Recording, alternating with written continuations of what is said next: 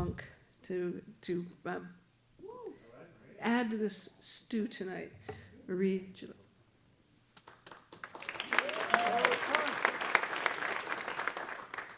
Hi, welcome to Hopepunk SciFi for journalists. I'll start with a simple premise. Journalists are not super imaginative. We are many things, dogged, analytical, caring, but one thing that we are not is fanciful. We suffer from a narrative bias, where we shove facts into predetermined storylines, and we are conservative about the future because we don't want to get things wrong.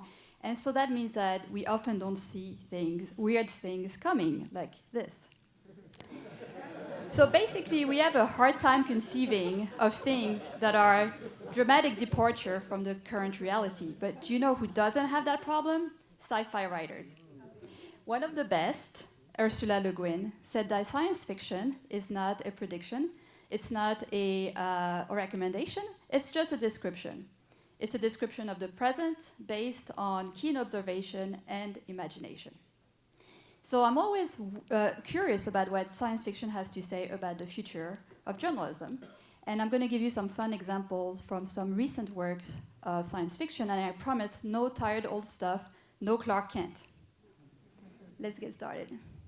In Years and Years on the BBC, which is set 15 years in the future, newspapers have gone back to print because electricity has become unreliable. So don't worry, in 15 years we are back. Some science fiction has to do with journalist safety. In the comic book Saga, we have a pair of sea creatures who are investigative journalists, and they're onto a big story. But here's what happens. They get poisoned by magic darts, and if they say the name of the person that they're investigating, even in private, they will explode. So the darts are acting like surveillance devices, listening devices, like an evil Alexa.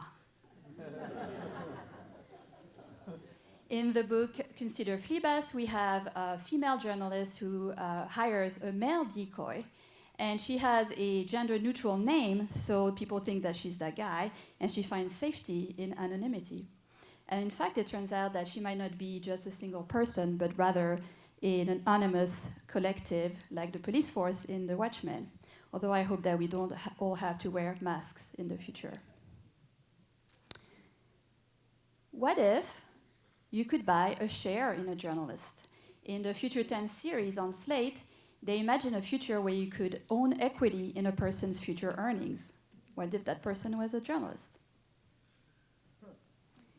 In the podcast Flash Forward, they talk about how opinion bubbles will become real physical bubbles. Will journalists work inside those bubbles or between them? There's an episode of Black Mirror where you can rewind your memory like a videotape and play it back. Think of the FOIA implications of that. Would the memory of a politician be public record? And do you even need journalists anymore? Because in a lot of science fiction, the information gets to the people without the intervention of a journalist. Take the book Infomocracy. The world is now governed by micro-democracy, meaning that instead of big nation-states, you have enclaves of 100,000 people who get to choose the government that fits them best. But for a system like this to work, you have to have perfect information, because people must be sure of what they're voting for. And so they have this giant international bureaucracy called information that processes all the information in the planet. And they even have agents with swords that investigate fake news and arrest culprits. But they don't have journalists, just agents and fact-checkers.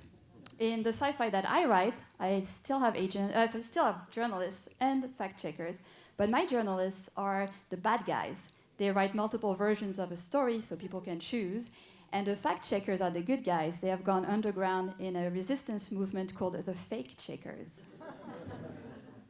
And my genre of science fiction is Hopepunk. It's a movement that's moving away from dystopia. It's not quite utopian, but it's focusing on resistance. The characters never stop fighting for a better world.